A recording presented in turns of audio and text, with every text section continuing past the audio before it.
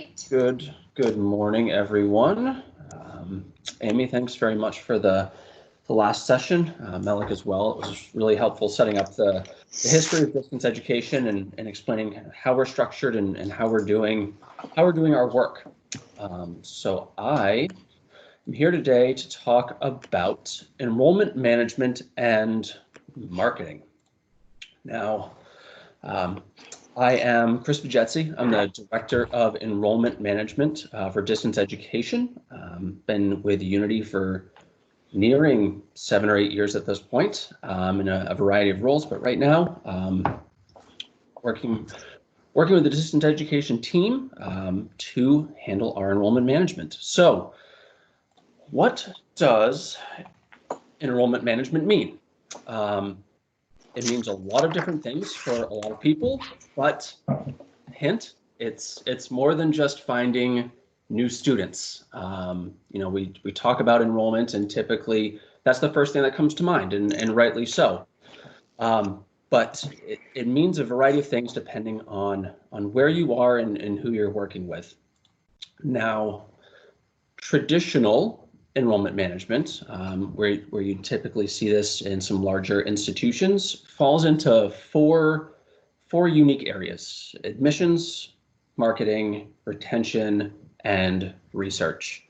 And again, each of those mean a different thing for different people.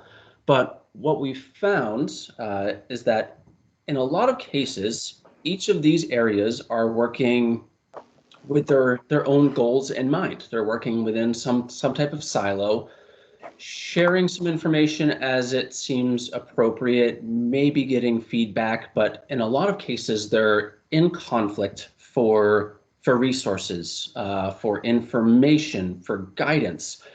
They sometimes have different leaders that are in conflict trying to reach their unit goals, which certainly can create some challenges. They also don't have processes that incorporate the needs of other units. So by being siloed, they only really account for their own needs and their own efficiencies. And in many cases, outside influences force things to happen to enrollment rather than enrollment and outcomes driving process and technology and interaction. And as we'll talk about here, we are pretty much the opposite of this model. I don't think we can get farther away from it if we tried. And I'll explain why. So about 6 months ago, I went to an enrollment management conference and presented with one of our marketing partners and had an opportunity to meet with 25 other institutions of various sizes, shapes, private, for-profit, extremely large state systems, some smaller private schools, wide variety of folks. And in a half an hour with those 25 institutions talking about our model, had some really interesting feedback from them that I wanted to share. So these were just a handful of the quotes that came from those other institutions. I won't read all of them here, but just for example, the director of admissions said, "My marketing department is spending money on ad campaigns, but won't tell me what programs they're promoting." Okay, very, very challenging scenario to be in. On the flip side, the marketing director is saying, "Admissions won't tell us what their admissions funnel looks like, so we don't know if we're spending money in the right place." So different institutions, but still we can see how this creates some serious conflict. We have one unit spending money to try and gain students, the other unit not knowing where it's being spent and also not sharing if they're being successful or not. Conflicts between the registrar's office and the marketing team. The marketing department didn't have information about who was actually registered, so couldn't measure the success of their campaign. They could see how many people were clicking on ads or how many postcards were going out, but didn't actually know what that translated to.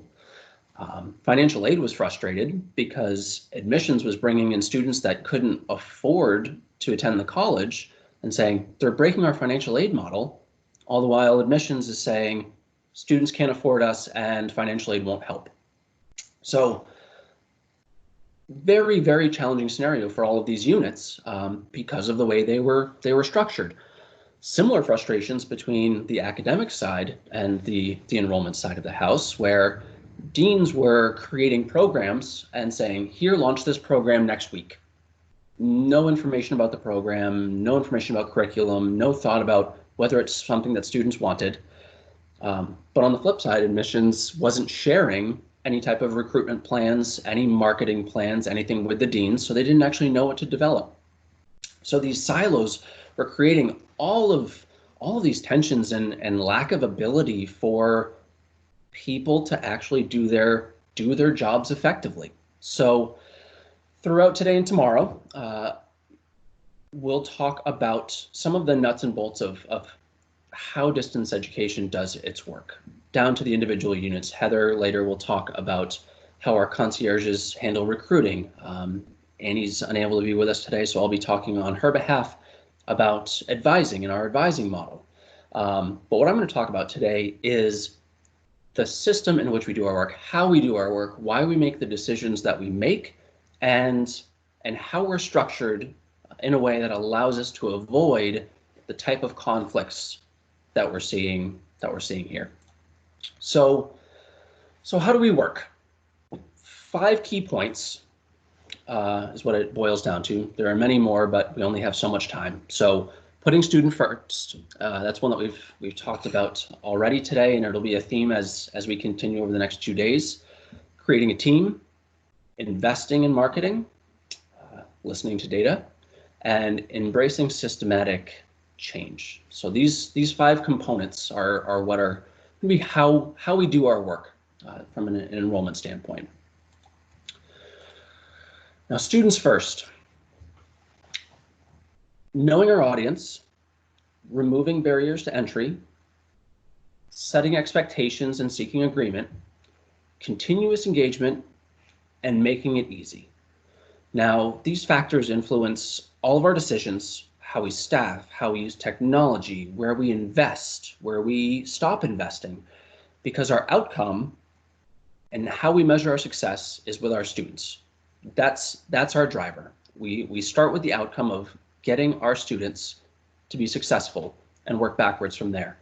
And this isn't specific to one unit, department, or team. This is a method for us to work with everyone and how we address all of our work on an ongoing basis.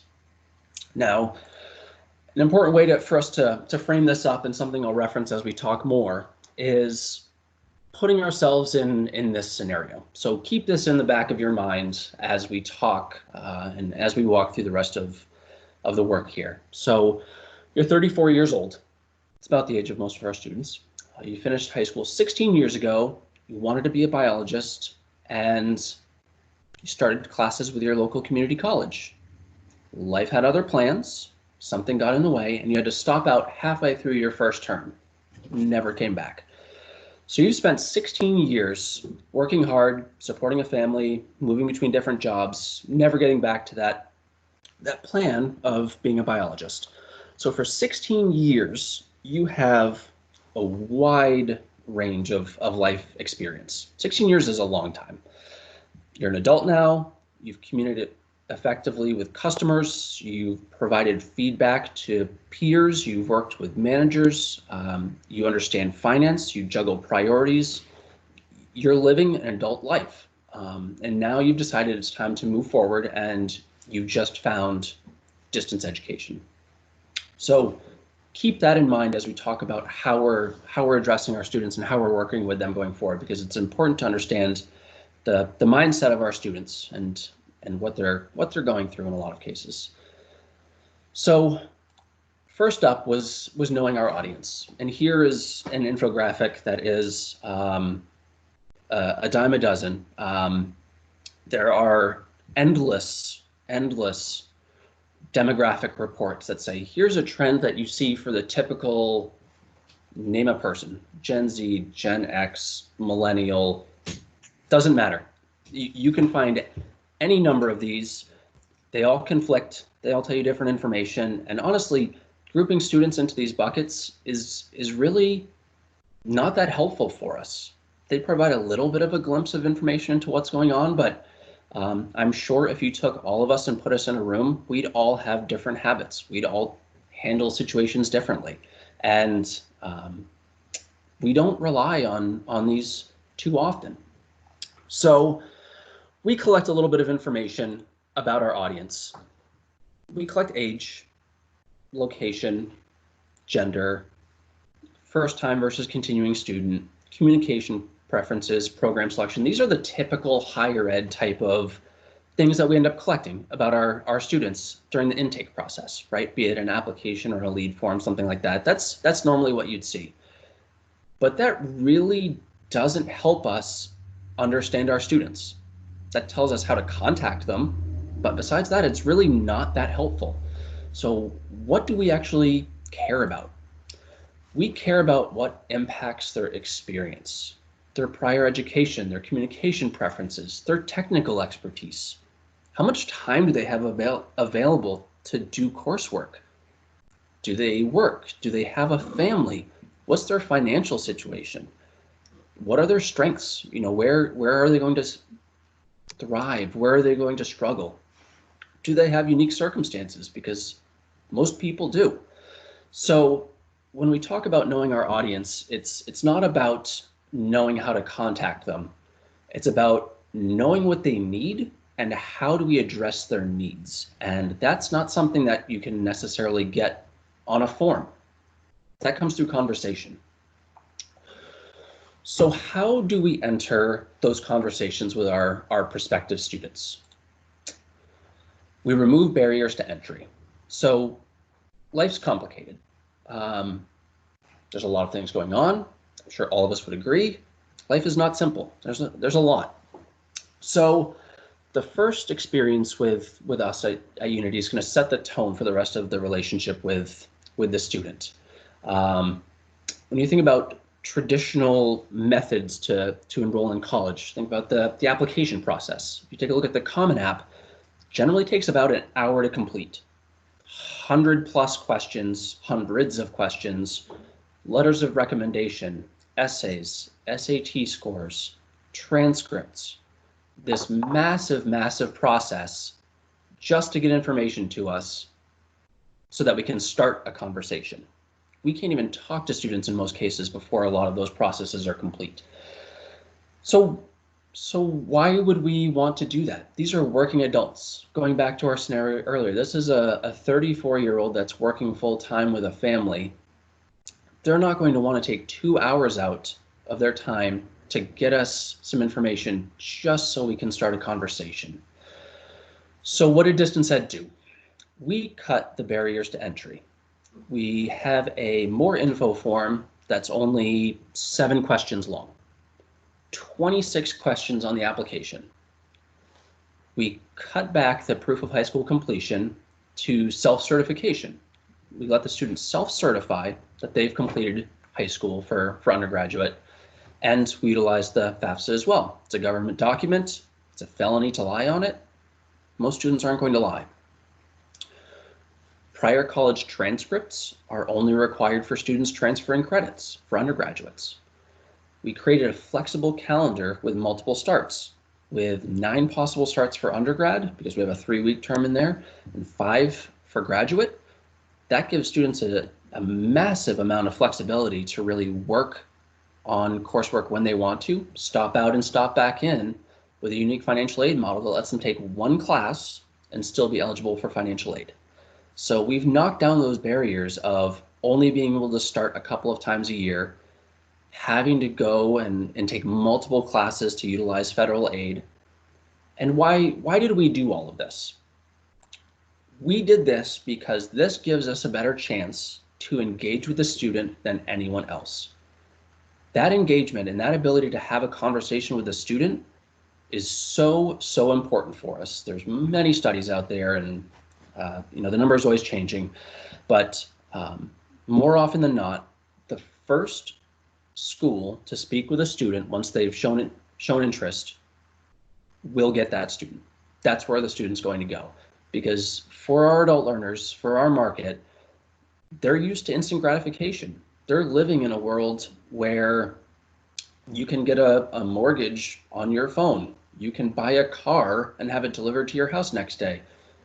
Amazon will deliver something for you within 2 hours, depending on where you live. They don't want to spend a massive amount of time getting ready just to have a conversation with someone. They want to be able to talk, get an answer, and that's what we're able to provide them. And that's a very unique experience. So next, one of the critical aspects for student engagement as well is setting clear expectations. So here we have a very popular online retailer. Some of you may recognize this from a checkout window. Setting clear expectations. So nothing more frustrating than engaging in a conversation, making a transaction, working with someone, and just not knowing what to do next or what's going to happen. That's not an enjoyable experience. And everywhere around our students, they're presented with information like this. 23 hours and 38 minutes, and you will have it at a specific time and date. Again, why should we be any different? So critical for us is leaving no room for interpretation or misunderstanding, being extremely, extremely clear. There's no ambiguity. Seeking acknowledgement and agreement before moving forward. So again, taking out the, well, I'm not sure, well, maybe. We need clear yes and no, black and white answers in order to take next steps. Then everybody's on the same page. It's a consistent experience. And establishing and meeting realistic deadlines. Seeking agreement for when we're going to follow up with a student, when something is due to us, clearly saying what will or won't happen if a student doesn't take action, are all critical to make sure that the student has the right experience. Continuous engagement. I wish we lived in a place where I could get Domino's pizza delivered and I could track it. I'm not so lucky, but some people are. This is what they're used to seeing. So engagement on an ongoing basis to know what's happening. We communicate how the student wants when they want. Gone are the times where we have to say, we will set up a phone call with you, you don't have another choice. So if a student prefers text, if they prefer Skype, if they prefer WebEx, we will find a way to communicate with them how they prefer to communicate so that they are comfortable and they enjoy the experience. We check in at set intervals to provide support and updates. That consistency is really important because it creates a structure for the student that gets them used to our framework. Proactively provide the information we know they need.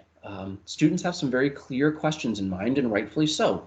Most students are focused on just a few factors. What can I do with my degree? What does it cost? How fast can I finish? Those are really the big three.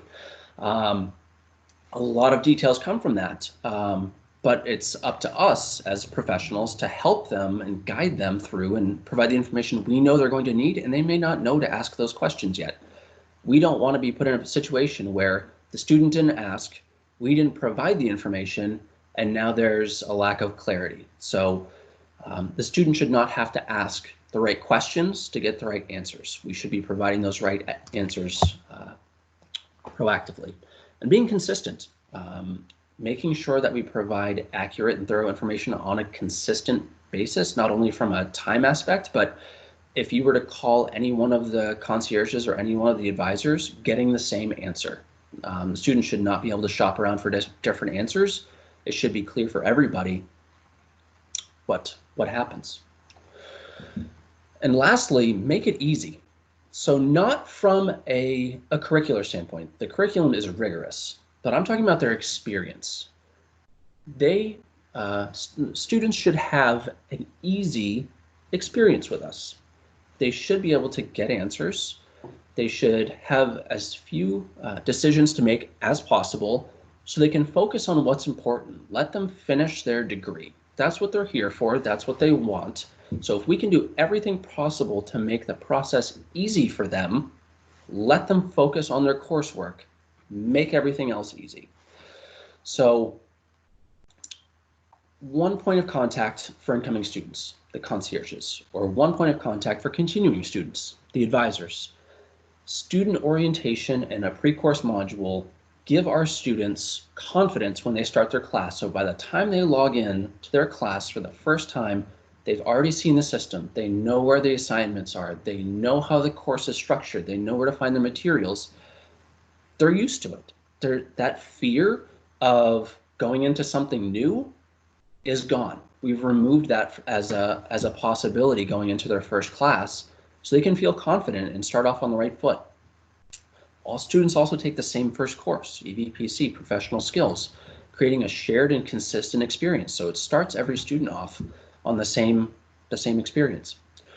Students are registered by their advisors, so there's no stressful pre-registration process, and there's no additional merit scholarships or discounts. Costs are clearly reflected on the student bill.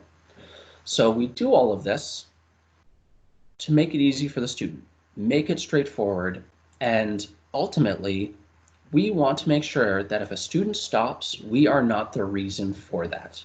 Life will happen, things will come up, students will need to stop out for various reasons, but it shouldn't be because of our inaction or anything that we've done that hurts the student experience.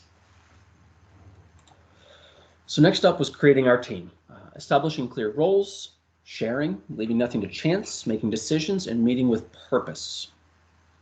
So we'll get more into this as we get to the individual units, but we define responsibilities for each of the units within enrollment management, leave lines of communication and feedback open. So within enrollment management, as you saw on Amy's chart, we have the concierges and the advisors, as well as our marketing partner, Education Dynamics, that assists us with lead qualifying and some marketing services. We've clearly defined for each of these units who does what the handoff process is, and where responsibilities start and end. So there's, again, just as we don't want it to be ambiguous for the student, we also don't want that for our team. We want people to know what their job is and what their expectations are. So the concierge is that one-stop shop of new student recruitment. They track down required documents, they communicate, they perform orientation, they enroll students in their first course, and they're responsible for students through add drop. So a recruiter is responsible for not only getting that student in the door, but making sure that they post for the first time and actually start their course. That's a really important distinction for us because it ensures that the recruiters are not bringing in students that aren't the right fit. If we were in a scenario where a recruiter could bring in students and say, oh, I did my job, but they didn't actually post for the first time, that's a terrible experience for the student and for the advisors, who all of a sudden are losing students left and right. So by making the concierges responsible for students through a drop, it adds an additional complication. It's certainly more work, but it's intentional. We want to make sure that we're bringing in the right students, and this is a way to make sure that the concierges are responsible for their outcomes. Again, it comes down to outcomes. The advisors, on the flip side, that one-stop shop of student re-recruitment.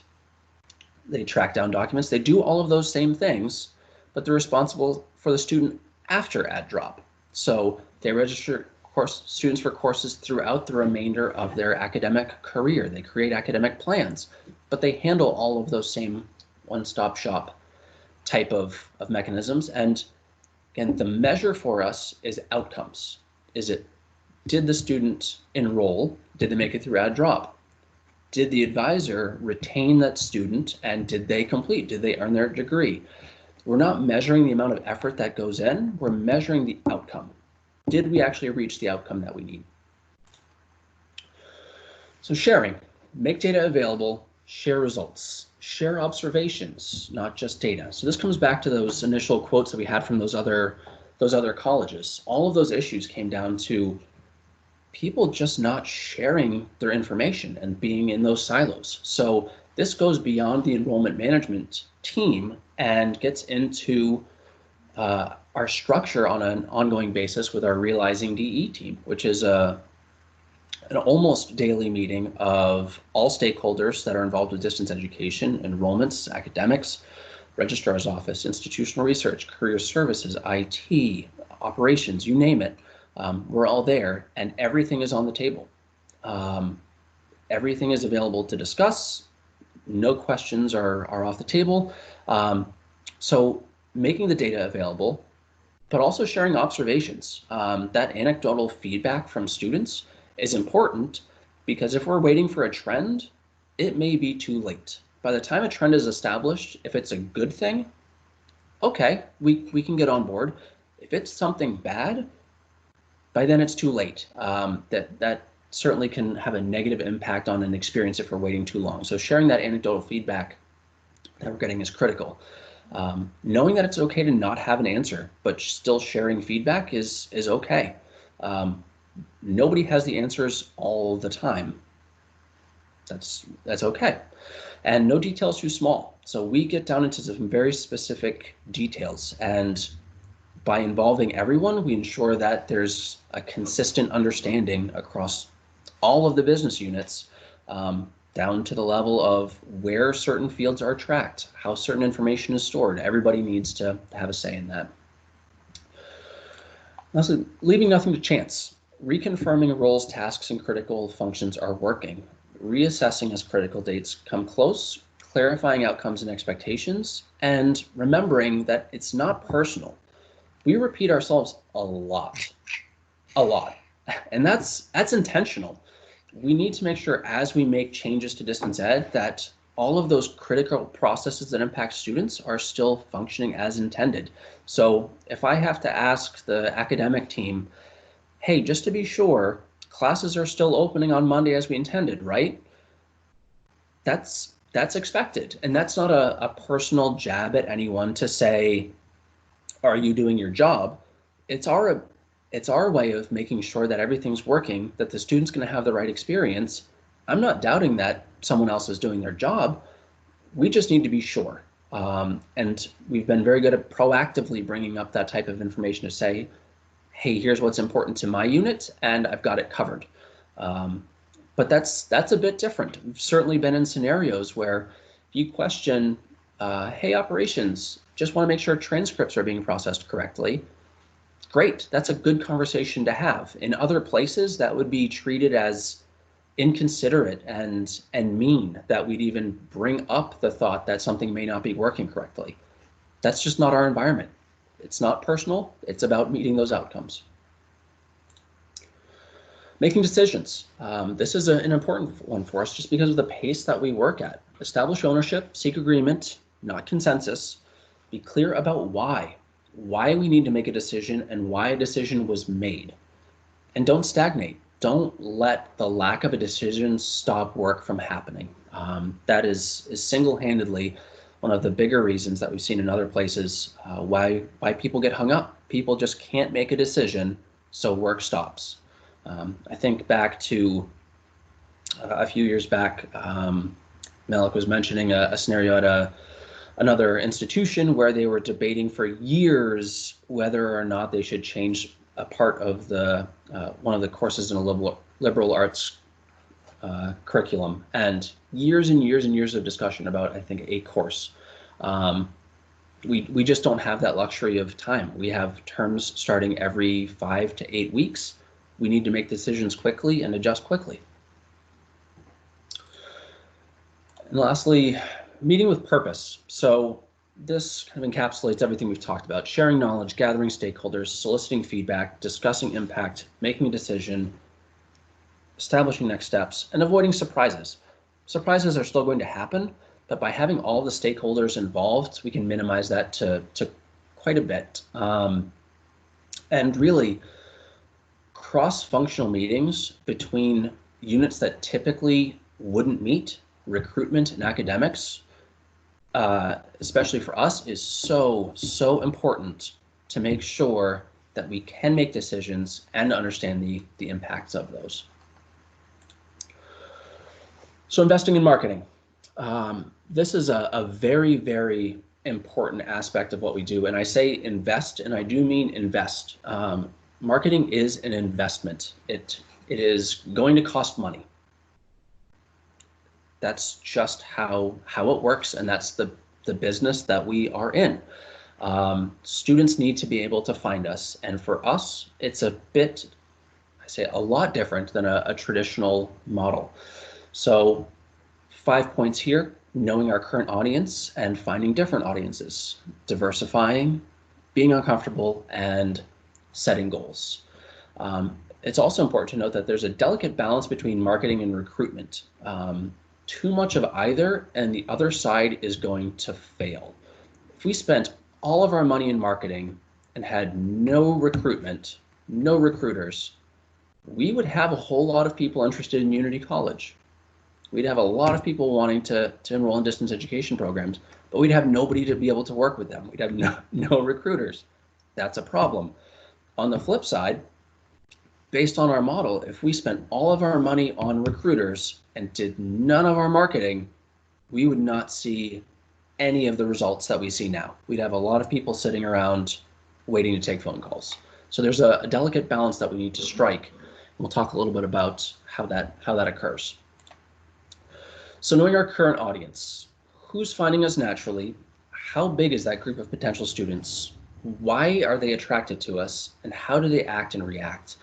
And our marketing department and marketing partners do some fantastic work with Google Analytics, Facebook Analytics, some website metrics about visits, hotspots on the website, and lead in student data. So on a daily basis, we're drawing down information from all of our systems, looking at enrollment trends, looking at marketing trends, seeing what our current students are doing. How are they acting? How are they reacting? What information do we need about them in order to make a decision? But on the flip side of that, we need to find different audiences.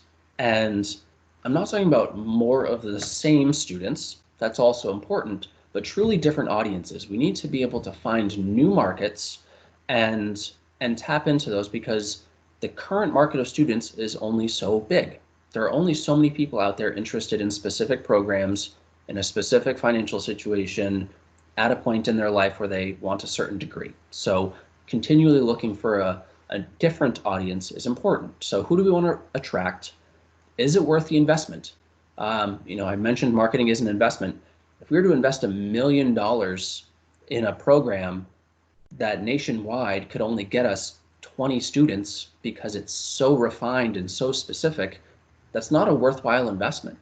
Yes, it creates a great experience for those students, but it also hurts the experience of other students because we could have created a program with more reach. How are they different from our current audience, and how are they similar? So are we just tapping into our existing student pool and pulling students that are already interested in us away? Or is this actually a different audience? And who are they choosing instead of us, and why? So if we're looking at a new audience, they must be doing something now. What are they doing? Is it another program? Is it another institution? Is it a different modality? What do they want? So not focusing on more of the same, but finding something different enough to create unique growth is important. Diversity. Now, this is a short list of our marketing approach. Now, what isn't here is what sets us apart, and it is very unique. So what isn't here that we traditionally see?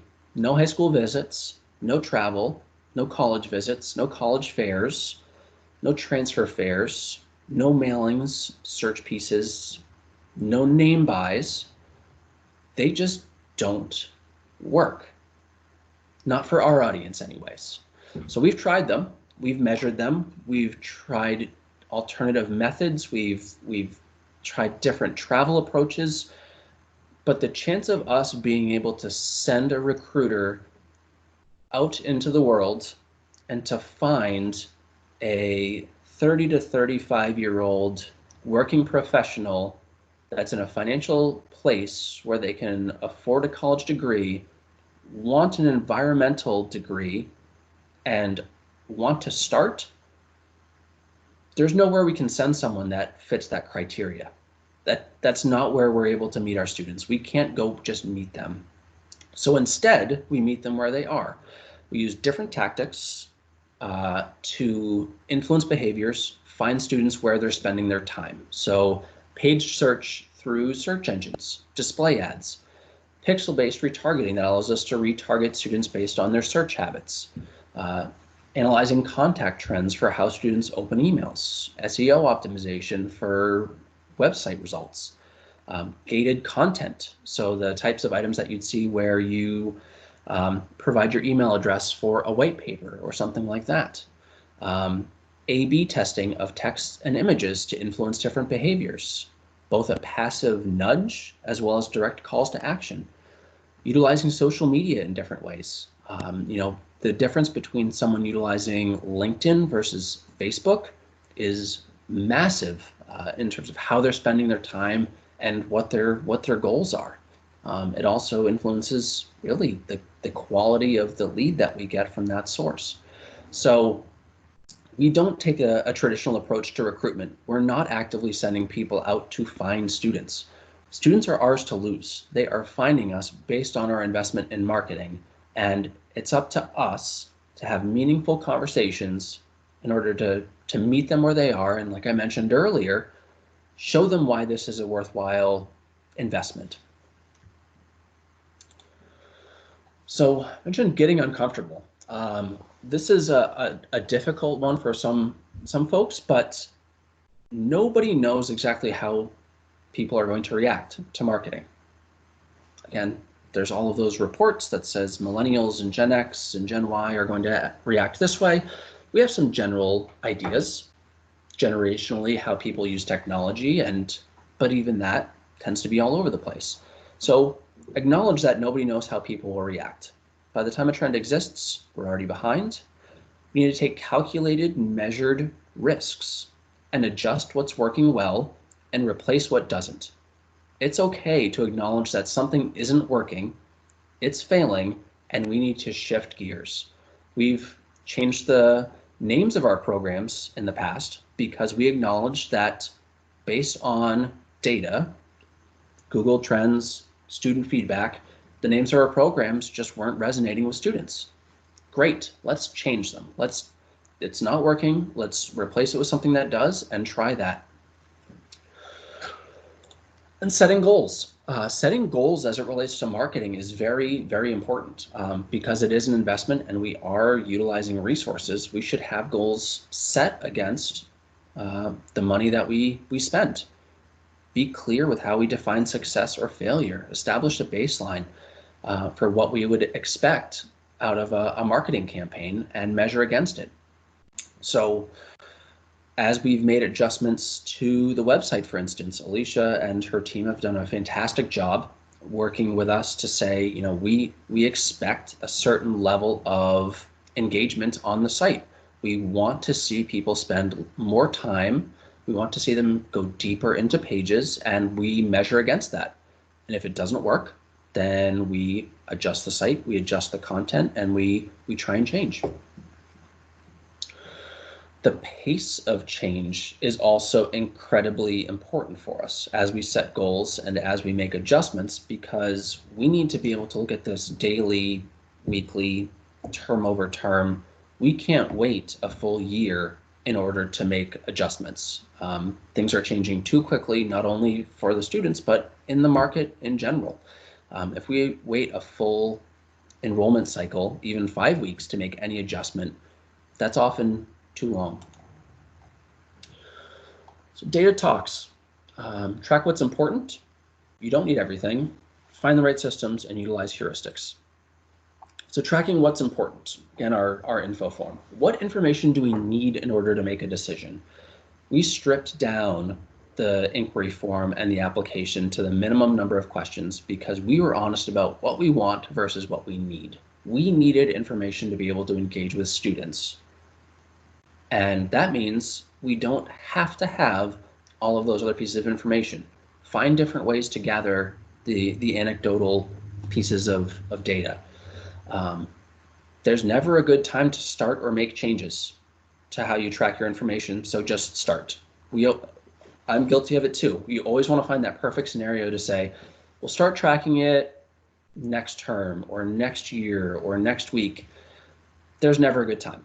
Just start, draw a line in the sand, and that's what we've done. We're implementing Salesforce currently, and it's set to go live this week. So we are at the beginning of an enrollment term, the beginning of a fiscal year, and the busiest possible week for us, and we're still making the change to one of our systems. And we're doing that because in looking, there's never a good time. It's always going to be busy. People will always have competing priorities. Information is always going to be changing. So let's just make the change. And it comes back to that, being able to make a decision. Just make the call. And in terms of what's important, it's different for everyone. So being honest about why information is important, who it's important to, and why is going to be critical. Along that, acknowledging that you don't need everything. There's more information available than we will ever use. Just by the nature of what we can track now. The level of detail that we can get as it relates to marketing and student interaction is absolutely incredible. But that said, I don't necessarily need to know what operating system a student is using to access our lead form. I may care about what device they're using, whether it's a laptop or a phone, but I don't care what version of their browser we're necessarily using as it relates to our ongoing work. I don't need that to be able to make a decision. So don't let the desire to gather more information create a negative student experience. In a lot of cases, and we've seen it in the past, the systems that we use dictate the student experience. We're stuck in a situation where, because of a system that we have, we are forced to provide students with a subpar experience. And we've taken a different route. We've said, we are going to start with the outcome. We're going to start with the student and work backwards from there. And if the student experience is not what we want, we will find a different system. Because if we can hone it, that student experience, and really set us apart, it's worth the investment. And then asking why. Why do we actually need some of this information? Be honest. Finding the right systems. Talked about this a little bit. What do we need? Are we changing systems for efficiency, accuracy, ease of use? Or is it really about the student interaction? And what delivers the best student experience? And are we willing to sacrifice our user experience for a better student experience? I'd argue in a lot of cases we should. So as mentioned, we're moving from CAMS to Salesforce to better interact with our students. It's more efficient, there's greater automation, enhanced reporting, and a better student experience. It was a win on all counts for us, albeit a lot of work, but that student experience and our ability to interact with students is really the driver here. Utilize heuristics. We'll talk about this in some of the other units as well, but implement a system to scale. Create expected workloads and triggers for new resources. Set your indicator below the maximum workload and reevaluate. So I'll use our advisors as an example. We say our student workload is 250 students per advisor. That is the point that we've calculated to say that is the workload that we can expect out of an advisor to really have the best possible student experience. At 75% of their workload, it's time to start hiring so that we don't hit a point where we're the barrier for students. We want to make sure that we have the staff and the resources in place to continue growing, or if we have to scale back, we can use those same metrics. So it allows us to be nimble, adjust with the student market, and really set ourselves up to scale to growth as we grow. Lastly, systematic change. Change is inevitable. It's going to happen. Don't let it just happen to you, though. So plan, test, measure, and adjust.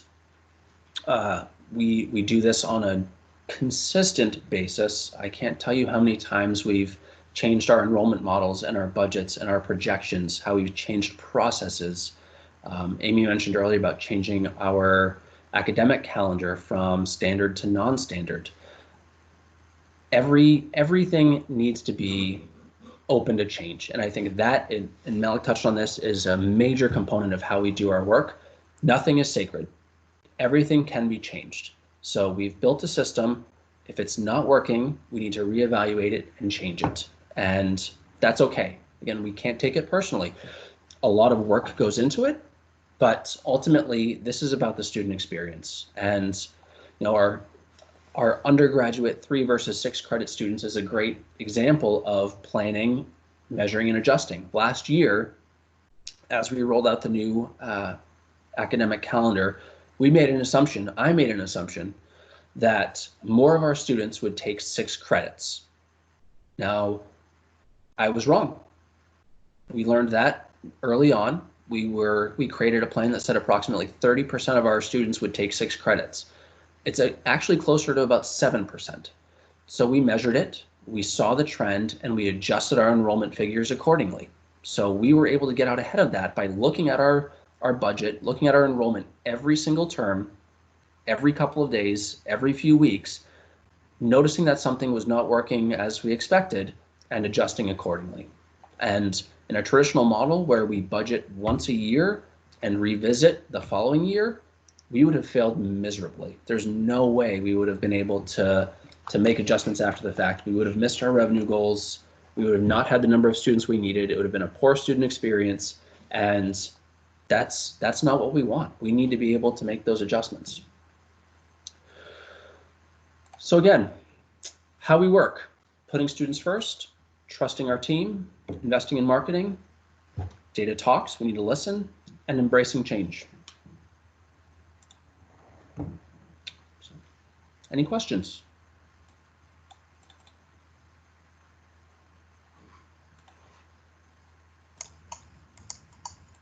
Chris, I have a question. Yeah. Thank you so much for the wonderful presentation. I found it really engaging. If somebody has to mute. One of the things that you pointed out was the importance of sharing information and ensuring that your message was consistent, so that any particular piece of information, somebody within a function of sharing, that you're gonna have consistent answers. One of the ways that you described, one of the mechanisms that you identified for doing that was through your Realizing DE meeting. What other sort of techniques have you found to help with that, to ensure that you have that really consistency through shared information? Sure. Well, a lot of it for us is a learning experience. We've been hiring a lot of new staff, and we've been building and changing a lot. So as we go through the building process, it's a lot of cross-functional meetings. A lot of time is spent between the enrollment teams and the academic teams to ensure consistency. So the enrollment team, covering both concierges and advisors, allows a consistent message between the incoming students and what they hear as they're a returning student. So that consistency from the intake side and throughout their career means that they're not getting the, well, my recruiter told me this and now you're telling me something different.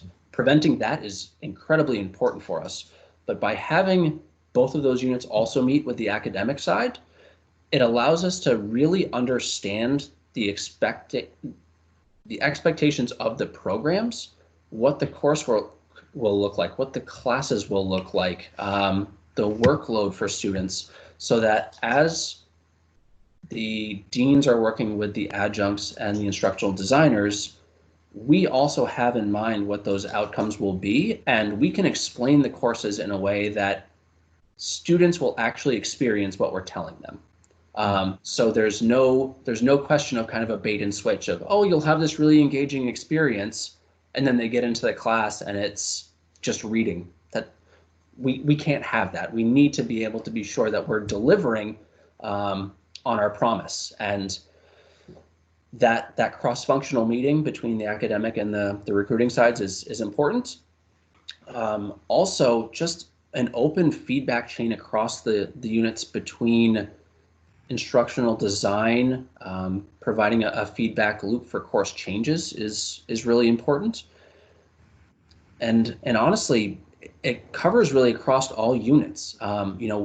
The advisors and the concierges, as that one-stop model, have open lines of communication with the registrar's office, with financial aid and SFS, with operations. So They are free to ask questions and get training at any given time, which is really allowed us to be subject matter experts in a lot of areas. I have one other question, unrelated. Thank you for that. Yeah. You mentioned that, so as an example of something where the evidence sort of shifted what you had anticipated with the 3 versus 6 credit usage. I have a question about calendar. So having experimented with a number of different calendars, have you, with the 8-term, 5-week non-standard calendar, has anything surprised you about how students engage with that? Are you seeing students using all terms kind of co-equally? Are you seeing, what have you learned from how students are engaging with that calendar? Yeah. I would say it's definitely provided students with a level of flexibility that they didn't expect. So one thing is, on the application and on our lead form, we don't ask students when they expect to start. We make that assumption for them and talk to them about talk to them about when it's going to benefit them. But we push them to say, if you're interested, the faster you start, the faster you will finish. So talk to me about why you can't start in 3 weeks. And they may have a valid reason, and that's completely fine. But what we found initially was a lot of students were saying, oh, I'll start next fall, because that's what they were used to. They were used to that spring and fall enrollment cycle. But I will say one of the things that's has surprised us is the hunger for students to keep pushing through. Now that they're used to the 5-week terms, even if there's a 1 or 2 week break, they engage with us pretty consistently during that break to talk about, hey, what's next? Or, I want to see if I can get my materials. So they're looking for a very accelerated program. So it suits our students really well. Great. Thank you very much, Chris. Sure. Beth, it looks like you have a question. Yeah, thanks, Chris. Just following up on Zach's first question. Actually, Zach, I really appreciated both questions, but where did this 5-point model come from? Or is that something that you and the team evolved and created as you went? And how do you manage it or maintain it? Is that one person? Is that you saying, whoops, we aren't investing, or the data is saying this and we're going a different direction?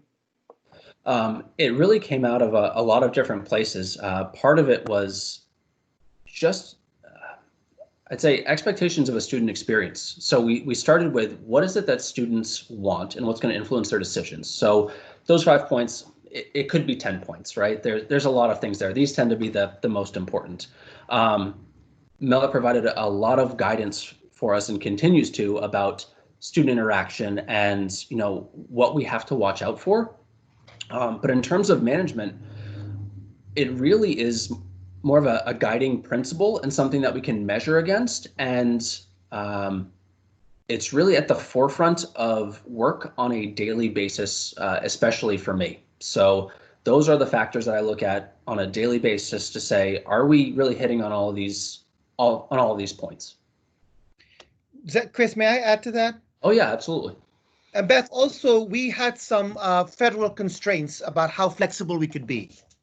In order to make this work, Sherry and I and Chris and Amy had to sit down and say, we had to literally break the number of weeks that Unity College reported to the federal government that we were able to teach students, because the model just didn't work. So our long-term goal is not the 5-8-week terms. Our long-term goal, once we grow beyond a certain point, is to start classes whenever we have enough students. So the concept of a calendar of 8 5-weeks will go away, and we will start to offer classes every Monday, every Tuesday, every Friday, based on cohort models. Right now, there are some restrictions that we're working with economies of scale. But the idea here was, how can we allow students in and out? Plus, when Chris and Amy and I were talking about our potential students, the idea that students wanted to graduate sooner than 4 years, or they wanted to take breaks and not be dropouts. allowed us to create this process that says you can do any 6 out of 8 and you're fine. You could do all 8 terms and you can graduate in 2.5 years. You could take one course at a time and graduate in 5. And it really took it away from when we were available to when they were available, and manage I would say the system around the student instead of our schedules. Is that fair, Chris? Yeah, absolutely. Thanks. And I guess one thing that I was particularly interested is the management, the Cebu team management. Sure.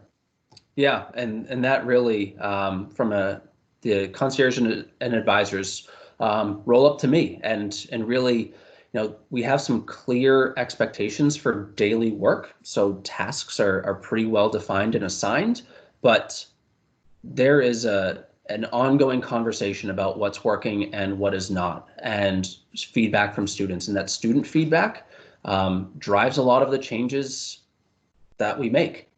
So we keep those 5 points really in front of mind and just talk about it. That's the most important thing for us. Thank you. Welcome. Any other questions?